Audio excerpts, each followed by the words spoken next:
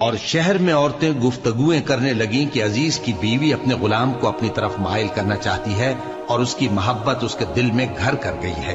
ہم دیکھتی ہیں کہ وہ کھلی گمراہی میں ہے۔ پھر جب زلیخا نے ان عورتوں کی گفتگو جو حقیقت میں دیدار یوسف کے لیے ایک چال تھی سنی، تو ان کے پاس دعوت کا پیغام بھیجا اور ان کے لیے ایک محفل مرتب کی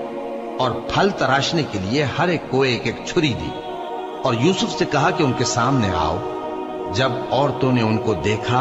تو ان کا روب حسن ان پر ایسا چھا گیا کہ پھل تراشتے تراشتے اپنے ہاتھ کاٹ لیے اور بے ساختہ بول اٹھی کہ اللہ پاک ہے، یہ آدمی نہیں، یہ تو کوئی بزرگ فرشتہ ہے۔ زلیخا نے کہا تو یہ وہی ہے جس کے بارے میں تم مجھے تانے دیتی تھی، اور بے شک میں نے اس کو اپنی طرف مائل کرنا چاہا مگر یہ بچا رہا، اور اگر یہ وہ کام نہ کرے گا جو میں اسے کہتی ہوں تو قید کر دیا جائے گا اور ذلیل ہوگا۔ یوسف نے دعا کی کہ پروردگار، جس کام کی طرف یہ مجھے بلاتی ہیں اس کی نسبت مجھے قید پسند ہے،